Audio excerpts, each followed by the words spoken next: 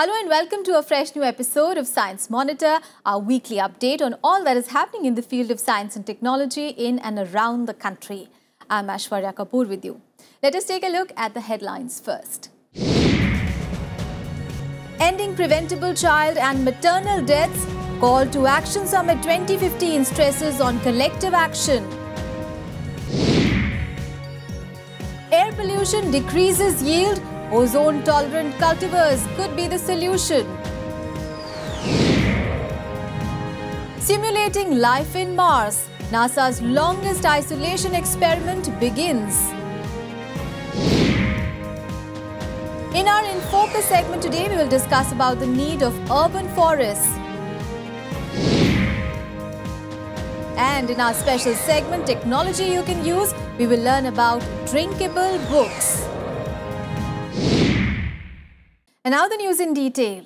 Healthcare, needless to say, the major focus of any developing or developed nation. Despite the thrust placed on healthcare, quality healthcare remains inaccessible to a large population across the globe. The hardest hit are women and children, especially from rural areas. Now, addressing the issue of child and maternal healthcare and mortality, the Call to Action Summit 2015 focused on ending preventable child and maternal deaths, and it was recently held in New Delhi. So what transpired at the summit? Let us see this report.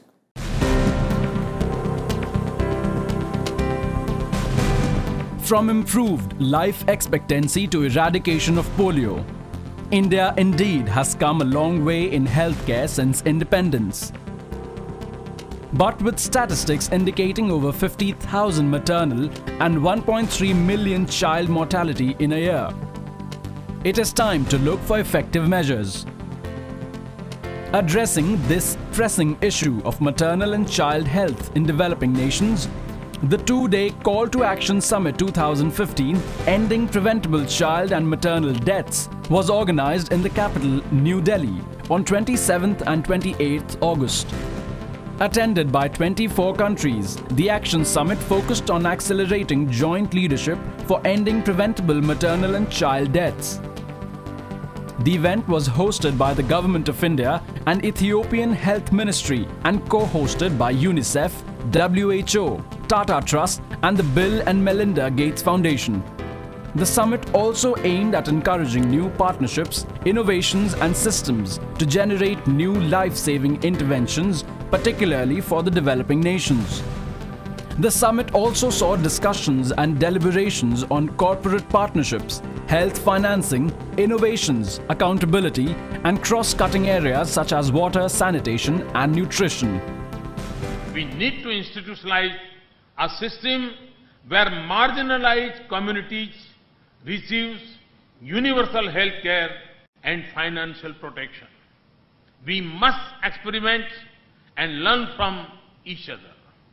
India stands ready to boost its commitment and partner with other countries and move forward on our promises to end maternal and child death.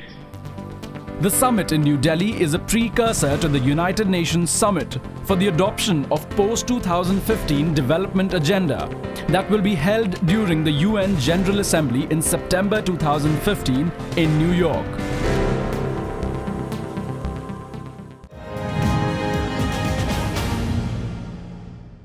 Yes, research proves it. Air pollution has an effect on the agricultural yield. Particularly, high levels of ozone in the air reduce the yield in many varieties of rice and mustard. While we today use pest and drought-tolerant cultivars, maybe it is now time to adopt ozone-tolerant varieties.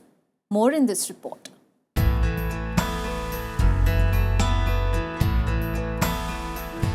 Ozone, the gas that forms the umbrella over the earth and protects us from the harmful UV rays of the sun. But did you know that the very ozone that provides protection above the Earth's atmosphere can be a threat when present in excess in the atmosphere? More so, as high levels of ozone can adversely affect crop yield. The results come from a recent study conducted by the University of Eastern, which correlates crop yields from the Indo-Gangetic plains to the prevalent ozone levels in this area. The field experiments were conducted on the local crop cultivars of mustard and rice in this region to understand how ozone affects the growth, physiology, biochemistry and the yield of these varieties.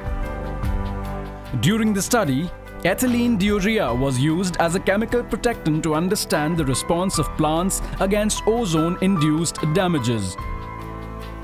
According to the report, it was seen that both the mustard and the rice cultivars showed sensitivity to prevailing ozone concentrations, suffered yield losses.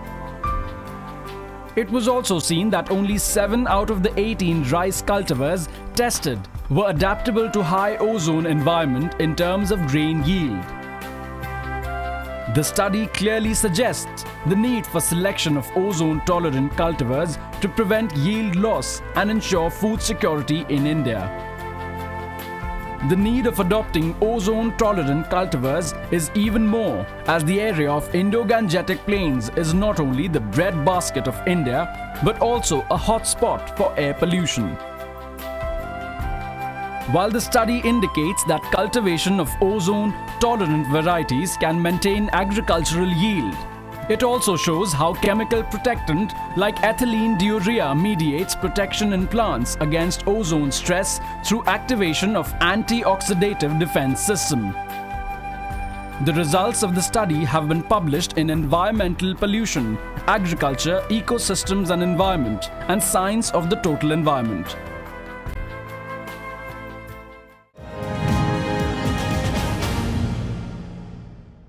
Fresh air, water and food to ample space to move about. We frequently fail to appreciate these pleasures of life on Earth. Ever wondered how life would be if human civilization ever had to migrate to Mars? Now testing the extremes of human endurance, 6 volunteers will shut themselves out of humanity to simulate life on Mars. More in this report.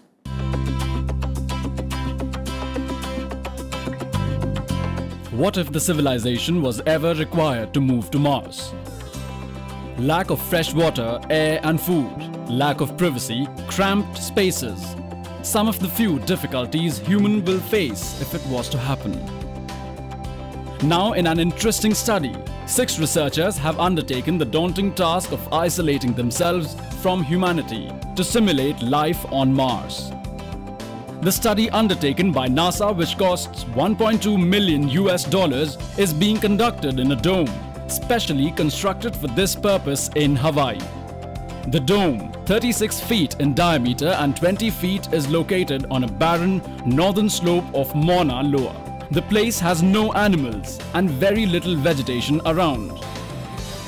The 6-member crew, consisting of a French astrobiologist, a German physicist, and 4 Americans, a pilot, an architect, a doctor, journalist, and a soil scientist, have started their year-long isolation experiment by shutting themselves in the dome on 28 August at 3 p.m. local time. The members will be under constant surveillance via cameras and body movement trackers and will test their endurance to live in extreme environments by surviving on preserved foods like powder, cheese and canned tuna, and only going outside dressed in a spacesuit. The crew members have been given their own small rooms with space for a sleeping cot and desk and will have limited access to the internet. The study is expected to provide a deeper insight into human endurance in extreme environments and help NASA prepare for a pioneering journey to Mars. While this is not NASA's first isolation mission, but is the longest ever since in the past it has carried out 4-month and 8-month-long isolation experiments.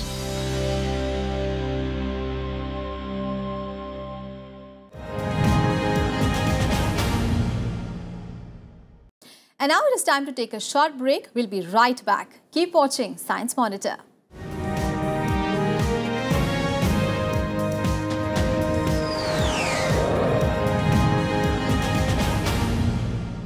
Welcome back after the break. You're watching Science Monitor. Let us now have a look at some important science and technology activities happening in India and abroad in our next segment, Science Express.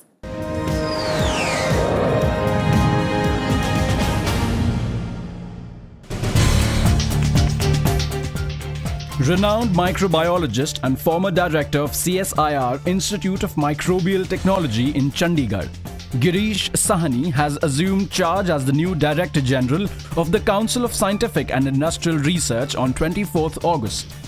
Dr. Sahni, a Fellow of the Indian Academy of Sciences, Bangalore, the National Academy of Sciences, Allahabad, and the Association of Microbiologists of India, is known for his contribution towards the production technology for India's first indigenous clot buster drug, natural streptokinase and recombinant streptokinase.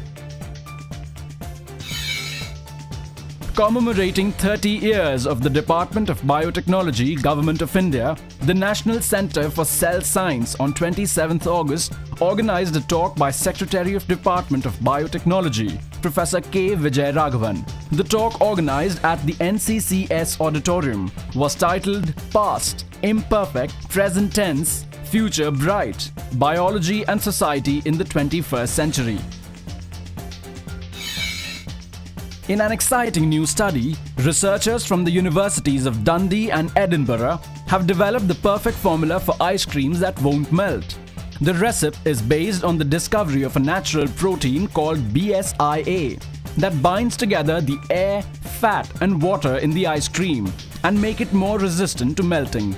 The protein not only makes the ice cream more robust to heat, but also prevents the formation of ice crystals, ensuring finer and smoother ice cream, with lower levels of saturated fat and fewer calories. The ice cream that does not melt is likely to hit the market within 3 years. In a shocking new finding, a panel of researchers involved in NASA's long-term satellite imaging study has revealed that there has been a dramatic rise in sea levels due to climate change. According to reports, as a result of warming waters and melting ice, sea levels worldwide have raised an average of nearly 8 centimeters since 1992. The finding comes from data and images collected using the satellite altimeters in the past 23 years. The data also reveals that sea levels rising is not uniform, with some places showing more than 25 centimeter rise and other regions falling. The study sheds light on the serious implications of climate change. According to a recent study conducted by the Metropolis Healthcare, 18% of women in India, mostly from the eastern regions, suffer from Polycystic Ovarian syndrome. The Pan-India study is based on 27,411 samples of testosterone over a period of 18 months. According to the study, the samples tested East India shows alarming levels of 25.88% women affected by PCOS, followed by 18.62% in North India. The study also indicates increasing trend of PCOS among child-bearing age group of 15 to 30 years. Palakkad district in Kerala has been declared as the first total HIV/AIDS literate district in the country. The declaration has come after 9 months of implementation of Jyotirgamaya scheme. The scheme, aimed towards making the district HIV/AIDS literate, was implemented under the District Panchayat and voluntary organisation KES Happy from January to April 2015. The program involved 91 Gram Panchayats and 4 municipalities and worked towards creating awareness about AIDS, introducing stigma and discrimination, protecting and bringing the affected to the mainstream of life and rehabilitating them.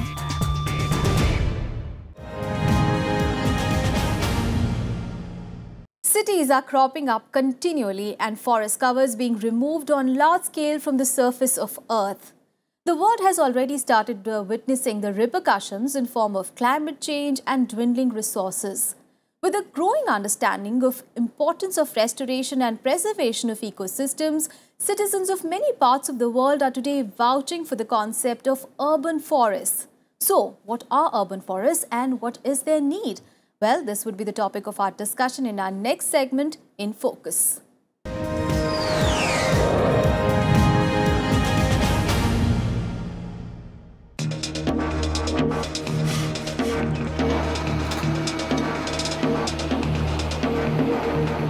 Rapid urbanization has been underway for more than 250 years and has become a global feature of the 21st century. The urban population is growing 2.5 times faster than its rural counterpart, and the level of urbanization officially crossed the 50% mark by 2008, which means that more than half of population is living in cities. United Nations projections further show that by 2025, more than 3/5, that is 5.2 billion of the world population, will live in urban areas. Consequently, cities in both developing and developed countries are emerging as the major form of human settlements, giving rise to a number of undesirable environmental consequences such as water and soil pollution, poor air quality, and degradation of resources. One of the most important aspects that is seen as a possible remedy is to have urban forests. Forests for urban people and planted by the people living in cities. The term urban forest is defined as the sum of all woody and associated vegetation in and around dense human settlements, ranging from small communities in rural settings to metropolitan regions. As no more land is available for cultivation now, urban forests include street trees, trees in residential areas, park trees, and greenbelt vegetation. It also includes trees on unused public and private lands, trees in transportation and utility corridors, and forests on watershed zones. Trees in community lands, common spaces are all components of urban forests. Urban forests play an important role in enhancing the quality of city life. These forests are self-sustaining, cohesive units that form an ecological balance within the natural landscapes. These contain both man-made and natural forests. Delhi has the distinction of being one of the few metros in the world that possesses a city forest. The Delhi Ridge and its forest is the tail end of Aravalli Hills, one of the oldest mountain system in the world and Delhi's oldest natural heritage. The ridge is 2.5 billion years old, forming about 6% of the landmass of Delhi. Ridge is well regarded for being a green lung, controller of pollution, climate moderator, and groundwater recharge, prevents soil erosion besides being a bird and wildlife habitat. The areas like these have been there in all major cities and have acted like buffers in the urban and suburban areas. However, many of these forests are either aged or highly degraded. Therefore, the idea is to use novel urban forestry practices in all states of India to tackle the growing menace of pollution and water scarcity in cities and bring back cities to their lost glory. The objective is cultivation and management of trees for their present environmental and ecological value and potential contribution to the physiological, sociological, and economic well-being of the society. Trees planted in urban areas play an important role in climate amelioration and pollution control by controlling infrared radiations, controlling the total amount of direct radiation falling on Earth's surface, which reduces the heating up and drying of the soil layers. Urban soils are exposed to erosive forces in environment. Vegetation covers fragile soil surface, conserving the nutrient-rich topsoil. Forest ecosystems assist in cleansing pollutants from the atmosphere through the leaf surfaces of trees and other vegetation. Cities have high levels of noise on account of high population, automobiles, industries and factories. Leaves, twigs and branches on trees absorb sound energy generated by the urban living. Urban forests also have social and economic dimensions. These forests impart an aesthetic value to the city and adds color to visual environment for the citizens. Besides, places with urban forests in neighborhood provide great opportunities for recreation and health. We need to coherently manage terrestrial, ecological, physical and socio-economic components of urban ecological systems, and without urban green spaces, a sustainable city cannot be designed. One of the most useful strategies for enhancing the urban spaces would be to protect and develop adjoining forest lands.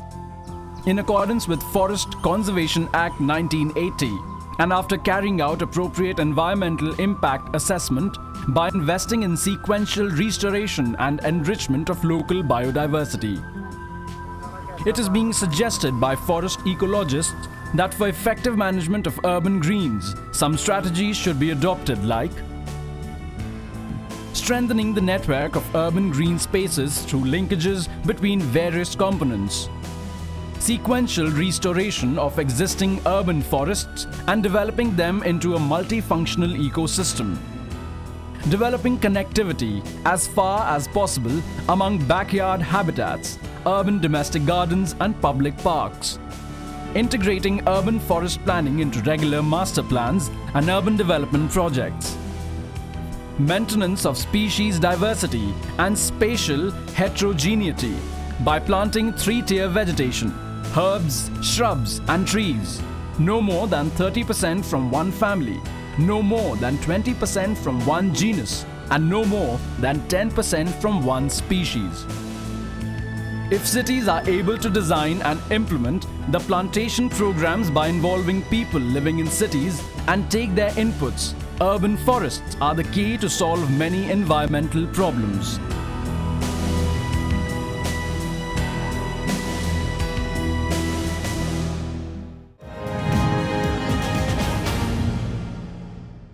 Clean water, the primary requirement of life.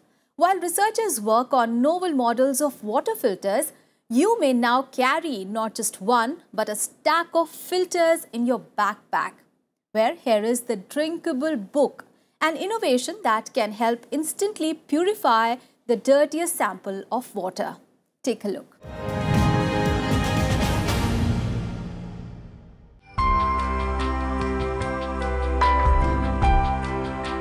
Drinking water, as we saw, is a universal problem.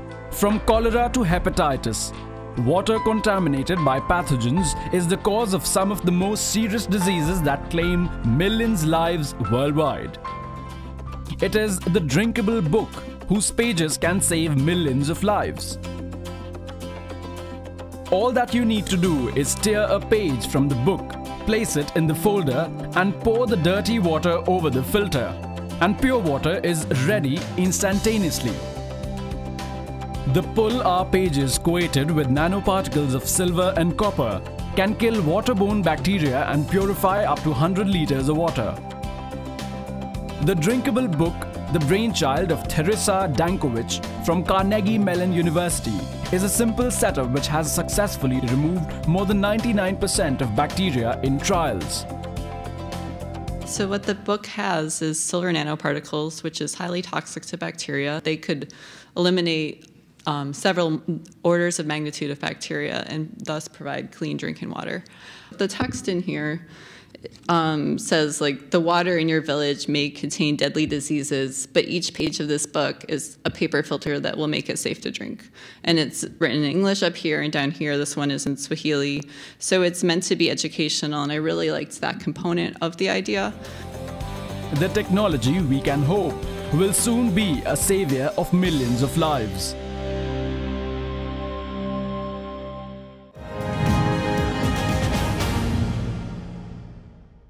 Well, that is all for this episode of Science Monitor. Do tell us how do you like our program. You can send your feedback and suggestions to us. Our email ID is news@vigyanprasar.gov.in. You can also write into us at Vigyan Prasar C24, Qutub Institutional Area, New Delhi 110016. Well, that is all for today. We'll be back with fresh news stories on science and technology again next week. Till then, stay tuned to Rajya Sabha TV and think scientific. Bye-bye.